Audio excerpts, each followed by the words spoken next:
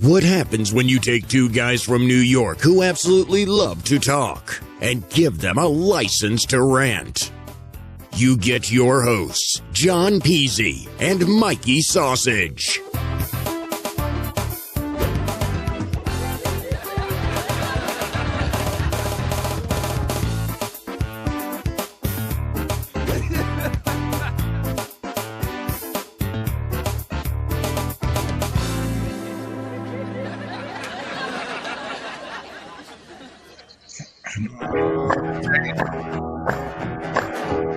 I know what you're thinking about, Mr. Sausage. By the way, we were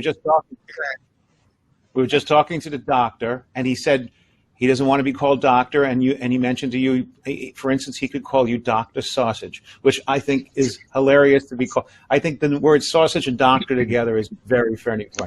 So I love it. Tonight I'll be the doctor of humor. You'll be the doctor of sausage, and welcome to License to Rant with our special guest. And by the way, I have to tell you, Leland, I'm looking at our things, and it says Mark Anthony is our guest, which I see that in our stream that's going out. Is that correct? I hope not. Uh-oh, guess what? I think Leland has made an error. Yeah. Anyway, he'll fix that right now because we have a very special guest that's going to come up in just a few moments. I can't fire him because we don't pay him. I don't know what to do. We don't pay him enough. You're right. I'm looking at an old stream. All right, thank you. Then it's my error. I apologize. That's what he says. So, hey, Mr. Dr. Sausage, in the house. I have a problem. I found not enough salt in my pork. So, listen, Mike. First of all, how are you? How do you feel? How's everything going in COVID times with Mr. Sausage? I feel okay. Listen, if the ventilator couldn't kill me, nothing's going to kill me, you know. So they tried to get me, but well, me too. Only the good die. That's right. We both had COVID. I had it in March for I laid in bed for 14 days. That's fake COVID, diarrhea COVID, you know, that kind of. I had 6-day ventilator COVID. Now I had real COVID. You know? And you look wonderful. You look good. I do. You know, not bad. Listen, okay. I know that you've been waiting for this day for a long time. Yes, but people don't understand. You don't understand. This guy, for the last two, SoulPhone. So that's all I've been hearing about the SoulPhone. So thank God we're here, and he's going to get this all off his chest. I'm just going to sit here and watch this go down because this guy's probably got about 85,000 questions. Okay, if the doctor's head don't explode right now, we're good. So I think we should get right to it. I know that it's all pent up inside you right now. Yes, it is. Yeah. I've been a big fan. This is Greater Reality Living is the book, and I have to tell you that I heard about this project a couple of years ago. And I started following them along the project as it's been growing, and it's getting better and better and better. And I am actually really inspired by this whole thing because we all know that we live and die, and we wonder what happens when we die. And and people don't know, but Mikey had recently had someone in his family pass, and it shatters your reality of life. And by reading The Greater Reality Living, I was able to understand, I think, and I believe, and I say believe, it's not a knowing, I don't know, I believe, which is a big difference between knowing and believing, but I believe that they're on the right track, and I believe that after reading this book, it changes the way I see life. And so that's why I'm so happy to have our guest with us tonight. So this is taken directly from the website, too, from it. It says, do you feel there may be an afterlife where you'll continue to live after physical death? Do you think deceased people, especially your loved ones, can contact you now? Can you imagine that technology someday may enable visits with loved ones on the other side? And after your body dies, would you want to visit with one of your loved ones who are still on the earth?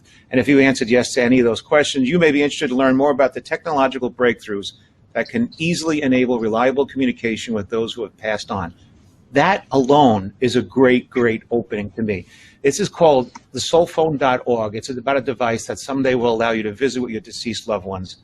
And even though this may sound impossible and too good to be true, there's definitive, replicated, and multi-center scientific experiments run in 2019 to show that it isn't.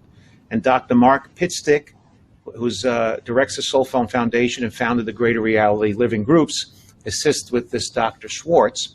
Dr. Schwartz is a research assistant, and his training for Dr. Pitstick includes pre-medical degrees, graduate theology, pastoral counseling studies, master's in clinical psychology, a doctorate in chiropractic healthcare, and after working in hospitals with many suffering and dying adults and children, he was motivated to find a sensible, evidence-based answers through the tough questions that people ask. So what? I feel stupid already as Dr.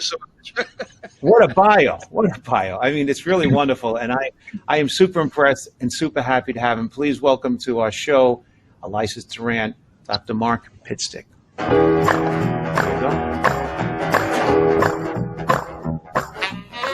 Good evening, Doctor, and thank you so much for coming on here. It means a lot to us. My pleasure, gentlemen. Good evening. As what one a bio. to another, welcome. That's Dr. Sausage that's speaking there. Hey, Doctor, so I know you said you don't have to call you Doctor. However, if you don't mind, you've earned it. We feel you deserve it. You have an unbelievable bio, an unbelievable past, and an unbelievable project in front of you that you've been working on with Dr. Schwartz. So just so we get a general idea of the way this began with you and Dr. Schwartz, maybe you could lay out a little bit about what SoulPhone.org is all about and how it began and where we're going. Okay, big question. But let's dive in. First of all, Dr. Schwartz is the man. You know, I have some training and I went to good schools, but this guy is way beyond me. New York City guy, Cornell undergrad, Harvard, PhD, professor at Harvard, then a professor at Yale, where he was involved in all sorts of pioneering work in the 70s, including starting the field of behavioral medicine. Dr. Schwartz had 2 near-death experiences when he was a kid, and I think it allowed his normal filtration mechanisms in his brain to open up a little more, so he perceived a little more of reality than the average person. His parents were also geniuses, Juilliard, and his dad, PhD, Columbia University. So, and then after being a tenured professor at Yale, Dr. Schwartz wanted to investigate the question of consciousness surviving death. As you say, it's a big question to all of us, and even more so as we get older and more family and friends pass and so on. He had the most freedom to do that at the University of Arizona, where now he's a senior professor for 32 years.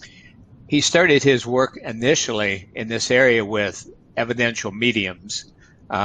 Evidential meaning that they can really come up with specific, detailed evidence under double-blind conditions. Dr. Schwartz actually took some training how to become a fake medium. And so he had a really good insight as to, you know, someone cold readings, hot readings, fishing, etc. But he saw that there were at least some that, in his opinion, had verifiable abilities. Well, so they hit the laboratory to find out. This is described in his book, The Afterlife Experiments. He had other scientists involved, magicians, videographers. No one could find any flaws in his methodology. And sometimes triple-blinded experiments. The medium would be in a separate room, didn't even know if the sitter was male or female. No way they could know who they're reading for, wouldn't hear the sitter's voice. And despite that, coming up with something like 86, 90% accuracy on all these details. The control group, by the way, got about 23%, probably what you and I would get, you know, just guessing. I'm not a medium. So when he came up with about 20 people like this, then what happened next was some of these mediums started contacting him and say, Dr. Schwartz, Albert Einstein keeps bugging me and telling me you're supposed to build a device that they can use to communicate with people on Earth. And when he heard it from about 5 of them independently, He said, okay, he started on it actually secretly in 2004 and developed 8 different devices to measure the signal of what we call post-material persons. That's our favored term. As you know, Soul doesn't really cut it. It's kind of like Casper the Friendly Ghost, flying around gauzy. Post-material person, they've passed on, but it turns out they are everything they were before except this particular physical body. Although if they want, they can have that body. They can manifest. They have physicality. We know that through different experiments that show they have density. They can move air molecules. They can slow down the speed of light, photons and laser beams going through their hands. They can make sounds. They can be visualized. So we understand a lot more about these post-material persons.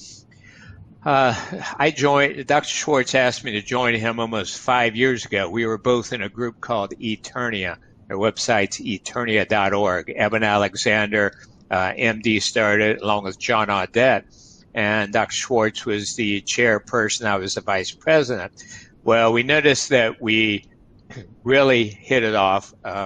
It's almost like we were on the same mission throughout our lives because we are men with a mission, definitely with this.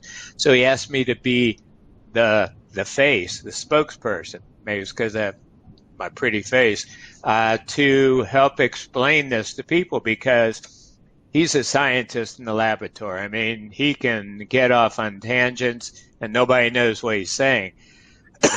So he's had to train me actually for years to learn the language, how to speak definitively. So bottom line is right now that in February 2021, we can accurately and responsibly say that life after death has been definitively demonstrated scientifically. Now, those are, it's a mouthful. When you say what you say, but that's the way scientists have talked, definitively demonstrated scientifically. We are starting multi-center studies at 6 different universities and institutes that if their experiments replicate what we found over the last 2 years, then we can say life after death has been scientifically proven. But right now we say with a degree, 99.9% degree of certainty that death is not an end. That is a huge statement. I got to get this off my brain first because how hard was it to get these psychic mediums to participate in this controlled blind study? I mean, were they open to it? Were they scared? Were they, because you're gonna say, hey, you're fake or you're not real, or, I mean, how open were them? Was there a lot of people willing to come forward? Yeah, good question. That was one way to separate the wheat from the chaff right there, because if people knew they were fakes, they didn't want to get investigated because Dr. Schwartz said, if you're a fraud, I'm going to put the word out. But if you're the real deal, same thing, I'll put the word out. So that, that in itself brought forward the cream of the crop. And indeed, these 20 are rock stars, superstars in that area. Wow. So they really benefited from being a rock star, I guess, right? Yeah, they knew from the experience they were the real deal, and so they sought scientific verification of that. For example, John Edward credits, when he gives group readings, I've been to 2 of his, he credits Dr. Schwartz for putting him on the map. Wow. See, now, when you think about it, too, it's a big statement to say that we have this much proof that we can actually communicate with people that have passed. But I like also that in the book Greater Reality Living, you guys had you created your own words to describe, and a lot of people don't understand. I mean, you had to it wasn't just modern. It's just besides having one word, you guys had made up a whole bunch of words. A post-material person was I think the one that you've used the most throughout, even stating now. But there are other words that you created because it's really hard for people to comprehend this space without having a definitive way to describe it. And yourself and Dr. Schwartz had really come up with a really clear, concise vocabulary to express this. You explained what it was, and you explained what it meant, and it makes it much more consumable and digestible for an average person to understand, which is bravo to you folks. Yeah, we spent many hours working on this, and Dr. Schwartz just spontaneously said, man, excuse me, I'm dealing with something here. Have a drink. He said, grab a drink. Get formal. Don't worry about it. Huh? It's all good. He said, we don't want to use any words that will mislead people even further, because so much of our language is wrong. I work with a lot of bereaved parents in a group called Helping Parents Heal. So I've worked with thousands of parents whose little kids have passed. You notice how I said that. I didn't say their kids died, because that would be saying, their kids are no more. I say their kids passed on, or the body of their children died. So at first it sounds a little more cumbersome, but really it sounds a lot more comforting when you realize, yeah, no one really dies. Just this earthly shell. I mean, But are you explain able? to the- Hold on, please. One second. Are you able? Listen, I have children. Pizzi has children. So the most unnatural thing that can happen, I guess, is losing a child. It's not supposed to be that way. So, are the parents that you speak to, are they all accepting of what you say, or are there people that never accept what you're saying to them?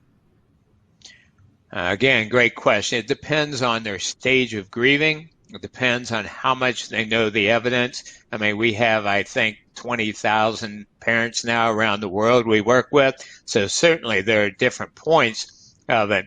What we lead with is the evidence that life still continues after bodily death. And then a lot of focus on, hey, you're going to see them when you pass on, but you don't have to wait till then. You can communicate with them now through mediums, and we have a lot of mediums who volunteer their time to work with these parents. I created a technique called the facilitated after-death communication technique, where it's an audio product where people get deeply relaxed. Because remember, I mentioned before, the brain, 95% of what our brains do is filter sensory input. If we could see and hear everything that's going on, we couldn't function. And Eben Alexander and I talked about this very thing. He is a neurosurgeon, me as a doctor of chiropractic, and we agreed that was a lot of the function of the brain. But there are different things that can happen. We call them spiritually transformative experiences. A near-death experience, the birth of a child, the death of a child, different things that can wake us up to open that valve just a little. So instead of looking through a tiny pinhole, maybe we're looking through a $50 size, and then we understand more of reality. Things make more sense, even when a child passes. So a lot of them can start feeling more joy and peace. We say our goal is to move them from bereaved parents, where they're sad and feeling hopeless and blaming themselves, to shining light parents, where they say, by God, I'm going to honor my child. I'm going to find the blessings to this, and I'm going to help other people in my child's name. Oh, it's strong as it can be. Yeah. Anybody that can do that. I mean, first of all, it's kudos to you, because if you can bring that peace somewhat to somebody that lost a child, which I don't even want to even imagine, but just that if they can get to that point of that you can get them there is just amazing. I mean, I had a cousin that lost his son, and he would actually say to me, like, if he laughed, he felt guilty that, he's laughing, he shouldn't be happy, or like if he didn't think about his son that day, he felt sad that, like he betrayed his son, so like, helping people like that is a good thing, Yeah. Amazing. Helping Parents Heal is their website, helpingparentsheal.org. And this is just one of many topics why it's so important.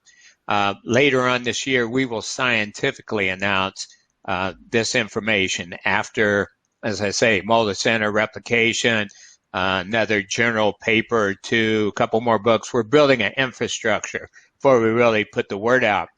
But yeah, this is one of many benefits to help these parents, and same way people, had a spouse pass or so on.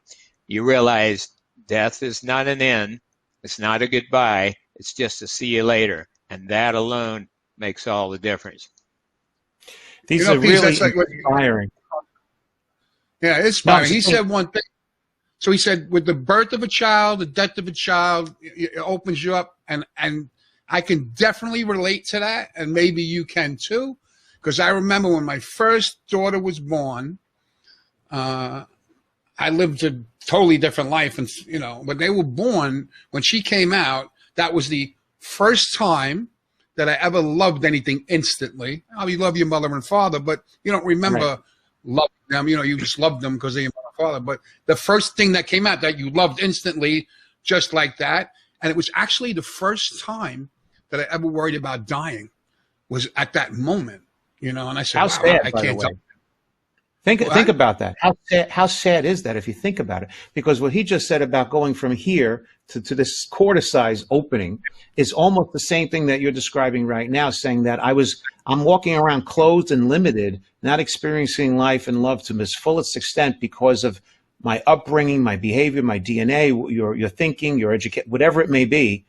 And then all of a sudden, in an instant, there's a change in behavior. It was just like that moment of an enlightenment. I can't even describe it any other way. It was just like this weird feelings that came over me. Like, oh man, I have to live and provide and fight these boys and, stay in shape when they get the boyfriend, like all these things.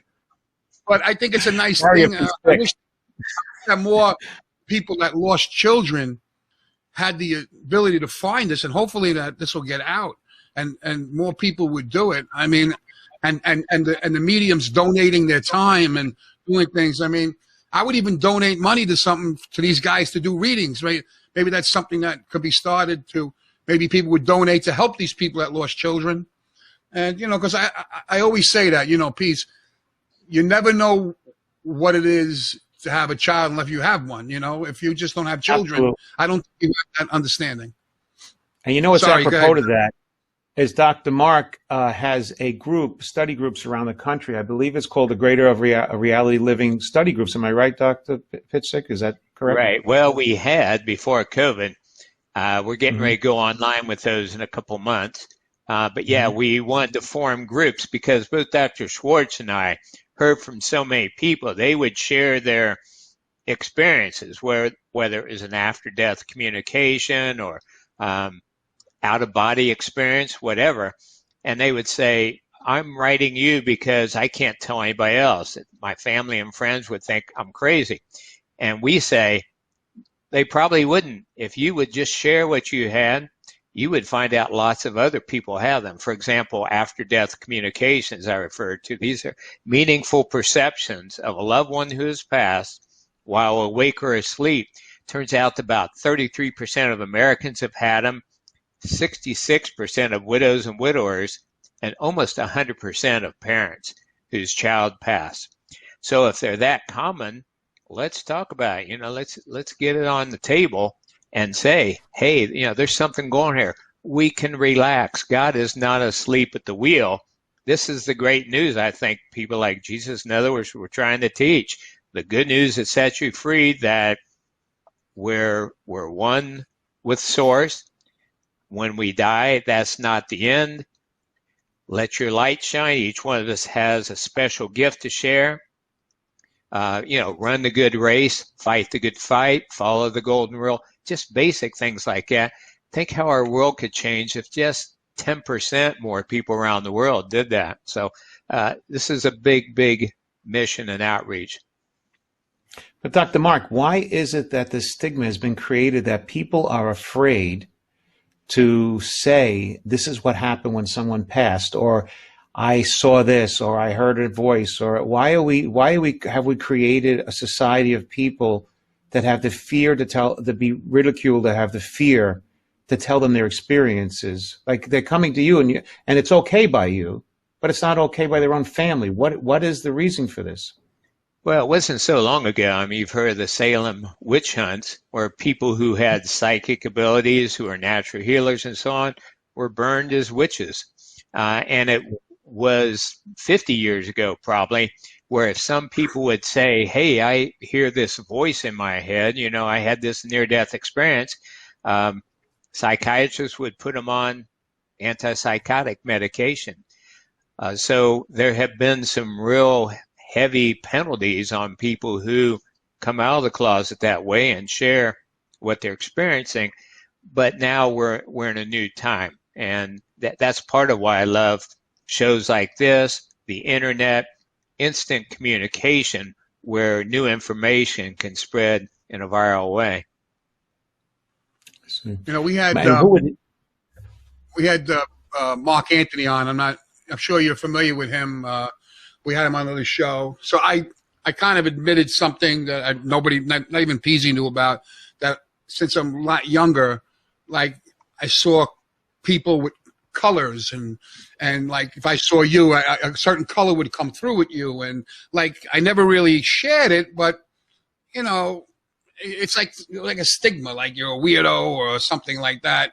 And, you know, we kind of got through it. Now I'm going to share something else now that about 7-8 years ago, I was in the hospital. I had pancreatitis, had a gallstone blocking thing, and they wanted to go down with an endoscopy, and they had to knock me out and the whole nine. And so they put me out on the table. They knocked me out.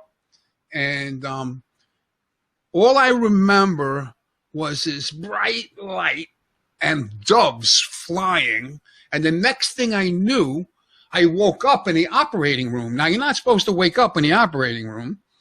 And I was like, oh, and everybody was like running around like crazy. And the anesthesiologist was yelling like, this is my patient. Everybody shut the F up, this, that, the other thing. And he said, he looked at me, he said, are you okay? And I went, what happened? Like, you know, and he said, well, we were doing the endoscopy, and all of a sudden, your heart rate went down to like 25. And I had to give you like medicine to bring it up. And then I woke you up here, and it's not something, and he was telling me. And then I told him like later on what I saw, and it was like really wild. Like people, my family's like, oh, yeah, okay. But it really happened. Some wild stuff. The guy said, you didn't die, but you were dying. You were almost going. Yeah. And well, there you go. And they're very common. And that's one of the good things. You know, in the time of Plato, there was a general who almost died, but then he was resuscitated, which was rare back then. And he described seeing the light, seeing that we're all interconnected, seeing that we're part of God, and seeing the wisdom of the golden rule. And Plato, in his wisdom, suggested that they draw as much as possible in the future these people who had seen the light as rulers and leaders. Well, now we have tens of millions of people who have had near-death experiences, plus other spiritually transformative experiences. So, yeah, I know we've come to a tough year, people around the world, but there's really a lot of hope here now. And part of it is this scientific almost proof, will be soon, that life continues after bodily death. What the hell's going to happen then? All hell's going to break loose, Peasy. I mean, you're going to have this. I mean, I think it's going to be like somewhat like the greatest thing that ever happened. Like, I think that you can actually just take a sigh of relief and just live, because I love it here. I don't want to die. I like life. I like to live. I like everything. And I'm worried. You always got this little skepticism on what's going to come next. But if someone could say to me, hey, Michael, here's the science, because, you know, I'm a logical guy and I'm very open-minded. And this is the science. And look, I mean, like, that's kind of what a relief. What a relief. It's right there. That's exactly what it. That's exactly what we're. That's what. And by the way, you know, this is. It's a good point though, because I don't want people, and maybe the doctor will explain this further, but we don't want people to think that the SoulPhone right now is you just pick up the phone like an app on the phone and say, hey, I want to talk to my Uncle Charlie, and we're all just suddenly having this conversation. We're at apparently right now, if you don't mind, Dr. Mark, explaining that it's at a point where it's yes and no questions, I understand, and they're being verified on a more rudimentary level, even though it's not rudimentary to get that far at this point. Yeah, the last 7 experiments had to do with what we call the soul switch. As you indicated, say, binary indicator that allows post-material persons to answer yes or no. So, for example, we'll be working with 4 different, what we call A-team members, top people like Nikola Tesla and others who work with us. We found that people who were the most dynamic on Earth likewise carry over that dynamism into the next phase of life, so they're able to come through better than, say, your ordinary Joe. And then we give them what's called a personal identification test. We will ask 10 questions for which the answer should be yes. Was your mother's name Mary? Well, if that person's name was Mary, mom's name was Mary, then the answer should be yes. If you say, was your mother's name Betty? The answer should be no. So we ask these 4 different people we're testing 10 different questions. 10 should be yes, 10 should be no, and they get 100% accuracy. So that's when you know they can remember things on Earth. They remember names, they remember concepts, relationships. They are able to accurately answer yes or no. They're interested in helping us, spending long hours to get those answers through. Well, right now we are moving as quickly as possible toward an instantaneous or instant 99.9% reliable switch that will answer individual questions. We have part-time electrical engineers and software specialists, but funding doesn't allow full-time staff. So we're going at kind of a snail's pace. We need a new software upgrade. We have to wait a week for it. And so everything else is on hold. You talked, Mikey, about donating some money. Well, that's one thing we are asking people to do. And if they visit soulphone.org and then get involved, see different ways that you can donate. But we're looking for large donors, and it's only like $2.5 million, which is nothing compared to what some people give, to get this switch, which then will allow us to create the Soul keyboard. If you look at a keyboard, you got 40-some switches in front of you. So then, if they push an L key, that's a yes for the L and a no for everything else. At that point, they'll be able to text and type us, and that's when we'll have a much greater quality and quantity of information than we've had before. We have reassurance from about 10 different mediums who work with them independently that say legendary post-material persons, they were inventors, they were scientists, leaders, are waiting in the wings. They stand ready to pass on critical information to us. For example, the next time there's a pandemic on the way, could they spot that from their less obstructed view of reality, warn us, and we get things in place beforehand instead of going through all this? This is kind of hope it's possible. Anyway, once we get the keyboard, then we start getting more information. Then, between having the earthly team and the post-material team input, the next goal is what you just held up, the phone, the soul phone. And then next, soul video, just like we're doing now, be able to see and hear each other. The ultimate goal is eventually a 3D holographic, so it's like the person's in the room next to you. I mean, there's technology doing that somewhat already for, quote, deceased persons, and also to have this technology available as an app so that works with any smartphone. But we've got some work to do before then. That's a good point. When you say a 3D of an avatar, if you will, of the person that has passed on or moved forward, is that avatar a holographic thing that we've made up of the person who we know it is, or is it a representation of it, or is it an actual person's ethereal body being shown? Do you know, or do we even know? I'm trying to describe that question. Which one is it? Is it the actual person, or is it an avatar? it's mind-boggling, isn't it? You guys are doing better than most. I've actually had radio, TV hosts who their mouth just was kind of hanging open for extended periods of time. Pretty sure you're not supposed to do that when you're doing an interview, but they're just like, my God. I'll go with two answers on that. It's a great question. They would be relaying their image. So for example, your viewers are watching the three of us now in their homes, or will be. We're not actually in their homes. It's an image of us. And let's just go with that. So it's an image. Huh? An image. Okay. Well, I don't know. Yeah, but what does that mean when you say it's an image? Like right now we're seeing an image of ourselves on the screen, but we believe ourselves to be physically here.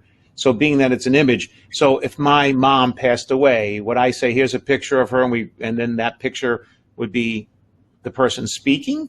Or would it be this ethereal spirit going into that? Or would it be the ethereal passed on person creating I understand the question. The vision? Yeah. I'm sorry, it's hard to even express. I know. It's a whole new language. That's why we use words like consciousness, energy, awareness. So when someone passes on, changes worlds, which is a Native American word, they are energy, consciousness. However, and so are we, by the way. It's just that our limited brains think we're solid. You know, there's John, there's Mikey, and there's Leland, but really we're interconnected, and really we each are beings of light and energy. However, after people have passed on, they're more aware of that. They can then manifest. It's just like energy comes into your house, you know, the main trunk coming in, cable. Well, then that can power your TV, your stereo, your light, and so on. Well, in a similar way, our consciousness can manifest in different ways. In fact, there's some good evidence that we not only have this earthly experience, but it only takes about 20-25% of our energy or soul to be on Earth. The rest could be in other places and times. However, it never leaves home base. So there's that. Then let me explain a bit about the video experiments that we've done at the University of Arizona. Some of this information came from David Bohm, Scranton, Pennsylvania guy, Princeton mathematician and physicist, contemporary of Albert Einstein. David Bohm, B-O-H-M. He told Dr. Schwartz through several different mediums that they, post-material persons, are visible to the human eye, but the brain can only process 1 or 2 out of every 1,000 frames. And when I heard that, I thought, gosh, that helps explain. You know, I've heard so many people say, I thought I saw my loved one out of the corner of my eye, but then I turned around and I didn't see anything. Well, that's that judging brain again. You did see them in your peripheral vision, but then when the judging brain, I'm Mark, I'm solid, you know, I'm 67 years old, whatever, turn, there's nothing there. When really it was something there, but that limited brain couldn't perceive it. So anyway, Dr. Schwartz went with that information, okay, 1 to 2 frames out of 1,000. And he got a high-speed camera. It's really expensive. That takes, I think it's 60,000 frames per minute. All right, so control is you're letting this camera run for 10 minutes against a blank screen. And what do you see? All these frames of black, 60,000 times 10, 600,000 black frames. Then one of the research mediums involved asked one of the A-team members to stand in front of the camera and move around because movement's easier detected than stationary. And he had a software specialist from India. Gosh, was she smart. She designed proprietary software that would detect anomalous frames. In other words, frames that were different from the black ones.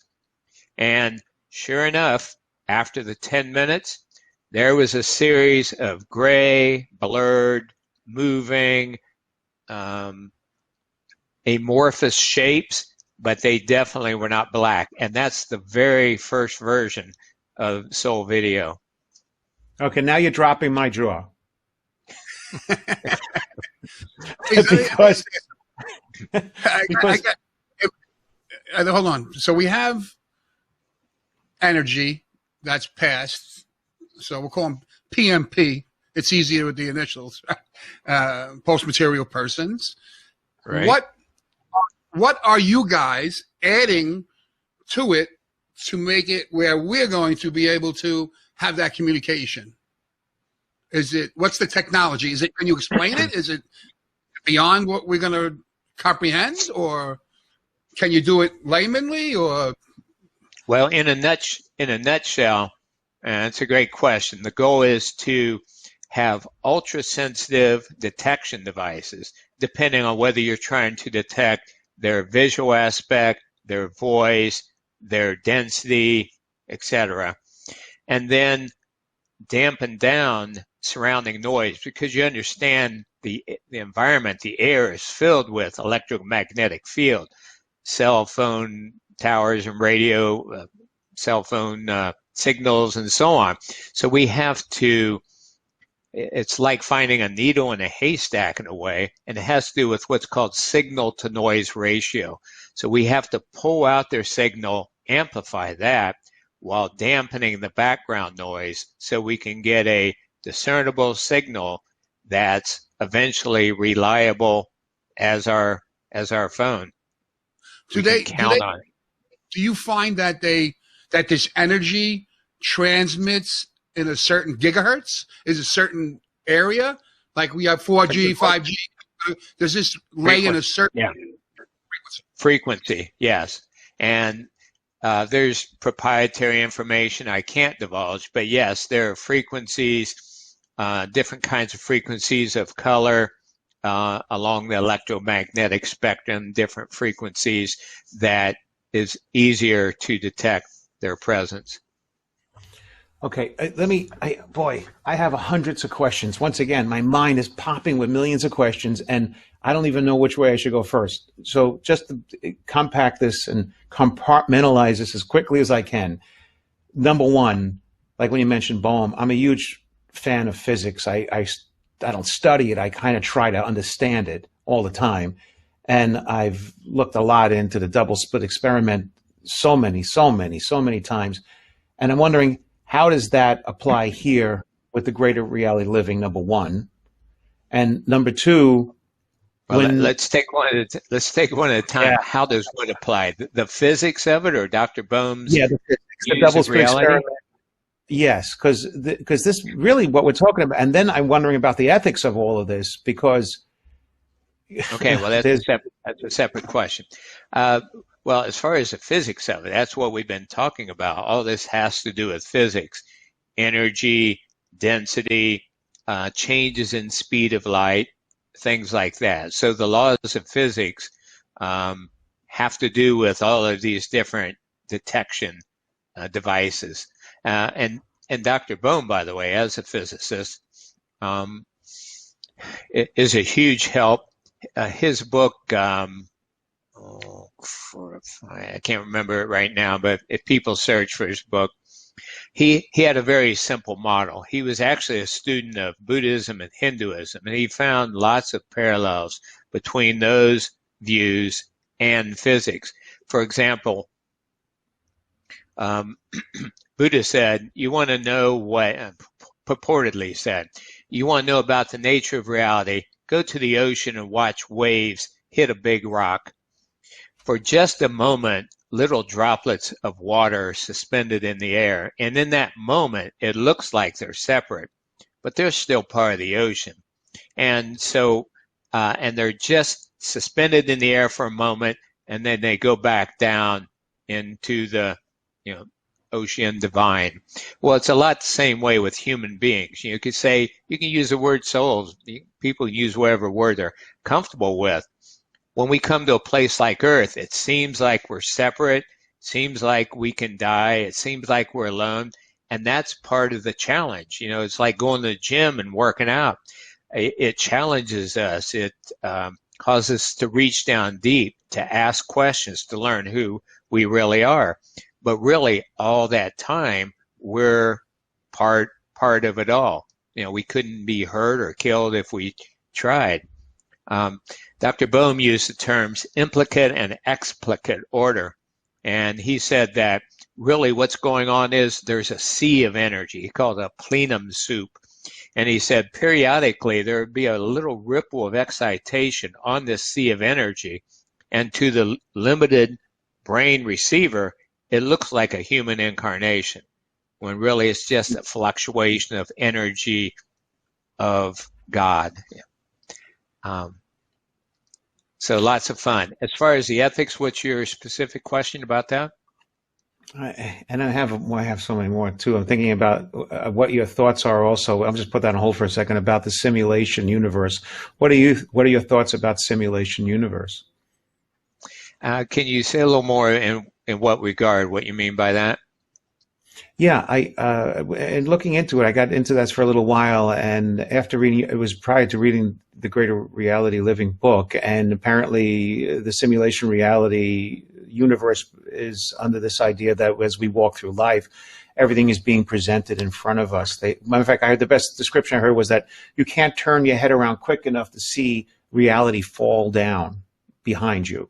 It's being created in front of us, almost like a computer programming that creates this in front of us as we turn in left and right. And the only thing that's actually processing all that information is the brain, the five senses, the brain. And if you took all of these senses out and put them into that could be run by a computer, you'd actually believe you were a living human being, because the mouse would be the pointer and the sound would be the ears and the processing would be from the computer. The eyeballs could be the video camera. All those things could be processed as a simulation of a human being actually living. And so then it makes me think about when I read your book that we don't pass. I'm thinking, well, I wonder how that relates to being in a simulated universe. And would you have any thoughts on whether or not there is a connection between those two? Oh boy, that's a deep one. You're going to have to help me out on this one, Dr. Sausage. Well, I'm sorry. Yeah, Dr. Schwartz and I have had many wonderful conversations. We both agree that probably the most accurate description of reality is that we're all in heaven right now. We're all home. We're all part of God. And just like we humans like watching different movies or reading different books, so do souls, so do eternal beings. So they're like, I think I'll imagine what it's like being a Viking in the 14th century. What was that like? And so they have that experience. It's a virtual reality experience, perhaps similar to what you're describing, but are they really, really there? Not really. But having said that, my guess is that we're talking about things that perhaps much of your audience won't be so interested in. I like to keep it real for people who, have had loved ones that died or are dying, and just say, don't worry too much about the physics of it. Just know, religions, try to get this across as well as they could. When I was a kid growing up at Lutheran church, we sang, "His eye is on the sparrow, and I know he watches me." Songs like that where we know, okay, whatever words we use, and different religions use different words, it's okay. We don't have to be afraid. We don't die. We are connected. Let's let our light shine. Just what I said before. Let's make this, our planet is so beautiful. One of the organizations we work with is IONS, the Institute of Noetic Sciences, started by the former astronaut, Dr. Edgar Mitchell, MIT mathematician. And he's the one that had the mind-blowing experience when he came back from the moonwalk and saw this just crystalline structure of the Earth, no boundaries, and yet, we fight wars and want to hate and kill each other for all sorts of things. We can do better than that. I just had, so you just said like all living in heaven, but there's so much evil a part of where we are right now. Does evil exist in this so-called like heaven that we're in right now? I mean, is it? I mean, is there a hell? I mean, is this hell? Is it heaven and hell? I mean, Well, you know. I thought we were going to talk about some, but since these are such important questions, let me just give you some. And by the way, for your viewers, I have articles on all this at my website, which is soulproof.com. 88 articles on all different topics. Heaven and hell, what are they really? What is the nature of God? Ghosts, devils, evil. You can leave it at that if you like. If you don't want to get into it, it's fine. We're curious guys by nature. So once we start getting into certain areas, I know. We can talk for weeks. I would just say the original Aramaic meaning, which was the common language that birthed Judaism, Islam, and Christianity. In that language, the word evil and devil meant wild, chaotic, unbalanced energy. So everything is energy, but we're not forced to live a certain way. There's the idea of beginner or advanced souls. So just like kids, how do kids learn to not touch a hot stove? Touch it. Then they're like, okay, I'm not doing it anymore. Well, same with beginner souls. How do you learn you don't murder somebody? How do you learn you shouldn't put drugs in your veins? Sometimes they have to do it and learn the hard way. But when you know that life continues on, and that we do receive assistance, we're not alone, it takes a lot of the fear out. I think that it helps people appreciate what we call the temple of the soul more and revere it, take better care of it, and treat one another better when we know this more of the big picture of life. I like to attach something like maybe a little more personal to you. So you don't have to answer it if you don't want to. It's fine. So I don't know what your faith is, what you believe. I say you had a Lutheran upbringing. So I'm assuming that, you believed in some type of God or God himself, or maybe not. So as you've gone from a young man to a middle-aged man to into these things with the SoulPhone that you're doing now, has your faith grown a lot? Were you ever skeptical of what was after life? If there was something after death, has it changed a lot? Yeah, I became a agnostic, maybe an atheist even in my 20s when I was working in hospitals, seeing little children die, and especially when a couple were abused to death by boyfriend of the mother. It just shook me to my core. And so for a while, it really made me question, is there really a God? Is that kind of like Santa Claus and the Easter Bunny? Is it just a bunch of baloney? But after a while, that's what drove me then to go to theology school and clinical psych and search for all these years and be able to put things together to the point where Dr. Schwartz asked me to talk about it and help so many people. So my faith has definitely increased. Dr. Schwartz and I laugh. We want to develop a psychological tool someday to measure degrees of knowing, because we think we know there is afterlife just as much as you can know. And then we'll experience something or like, oh my God, now I really know. It just went up 10%. So I think there's no ceiling to that. And the more we really know who we are, why we're here, who walks beside us always, the more we can experience heaven, whether we're on earth or elsewhere. Wow. The more, you seem like a very easygoing, relaxed, spiritual person. But again, I don't want people to get the idea that the SoulPhone is something that you could just quickly. Matter of fact, Mike, if I drop dead, all right, and you guys call me, pass away. Yeah, if I pass away, thank you very much, and I'm on the other side of this, and when you guys call me, I'm going to say, Dr. Mark will be calling me. I'm sorry, I'm talking to my wife and kid right now. I really can't talk to you. I'm really busy. That's the irony of it. I would be like, I'm sorry. I wonder if there's call waiting on the SoulPhone. I'll be back to you in 5 minutes to leave a message. What's fascinating about everything you say, you seem like a person that's very spiritual, whether religious or not. You seem like a spiritual person, relaxed. And I guess, like you just said, growing through your life, seeing people get hurt and have pain, little children passing and things like that, I could certainly see how that'll form an opinion of making a person agnostic, and then later on growing into understanding that we're all connected like a thread of a. That's the ultimate, like, in your face. Like, if there's a God, why would he kill little children like that horrifically, with monstrous ways? I mean, that's definitely something that everybody has to think about. So that's why I asked the question. But having that parent be able to have a communication where the person would take the heat off, the pain would be dissolved, knowing that they're okay. So just while this is while the SoulPhone is actually being worked on towards getting to its completion, right now, us all knowing that's you're okay, takes everyone into a whole different mentality. Yeah, Dr. Schwartz is writing a booklet now called "Help is Here." You know, usually you hear it said, "Help is on the way." Actually, the help is here.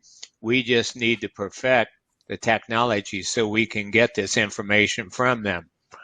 So I know we're getting close to the end here, but some things you just mentioned, again, people can visit soulproof.com, article number 2, When a Child Changes Worlds. Further on down, maybe 75, Why Did God Take My Child?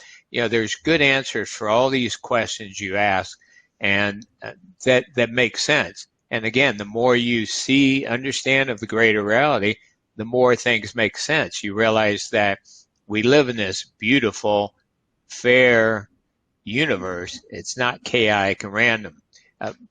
When I was a kid in Lutheran church, the minister would have a benediction. He said, "May the peace that passes all understanding be in your hearts and minds through Christ Jesus." And even as a little kid, I said, the peace that passes all understanding, that seems like a good thing. It seems like something I should have. Well, that's what you get the more you understand about life. I don't know. Maybe we can get some money in that stimulus bill they're putting through now. Maybe you need a lobbyist. Dr. Mark needs some Bitcoin. No, he needs a lobbyist. They just sent in $10 million for gender studies in India. We could peel off $2.5 million for Dr. Mark and Dr. Schwartz. And it'll arrive in the right time, in the right way. We're sure of that. Dr. Mark is just stating there he has trust in the universe to supply what he needs at the time that it's due, which I really appreciate and also believe in as well. That's really nice. All right, so hey, again, my mind has a million questions for you, and I appreciate you coming on here. And once again, when you guys are on the road with more events happening and you're promoting, please feel free. We'd love to have you come on again and speak to you about what's upcoming and promote it and help in any way that we can. Yeah, Absolutely. The next big thing going on will be public demonstrations later this summer. So if people visit soulphone.org or soulproof.com and get the newsletter, they'll see when these events, public demonstrations, official announcements are going on. So yeah, stay tuned. And thank you, gentlemen, for what you're doing. Great show. Thanks, Mark. Thank you, Dr. I'm glad you took a shot with us. I know you're a little apprehensive, but we're okay, right? We're not bad, right? You good guys. I love it. Take care. Thank you, Dr. Mark. You're a delight and a pleasure. Much health and luck to you and the society as well. Thank you. And we'll see you on the other side. Not yet. I'm not going nowhere yet. All right, that was Dr. Mark Pitstick. Of course, we could catch him at soulphone.org. And Mike, that was wonderful. I really wish we could have spoken to him for more than 2 hours, but we have to go. So if you like the show, what do? Smash that button, like, and subscribe, and we'll see you guys next week, right? Go give some money to the doctor over here. I'm going to straighten it out for you, Doc. Don't worry about it. Soulphone.org. See you next week. Thank you.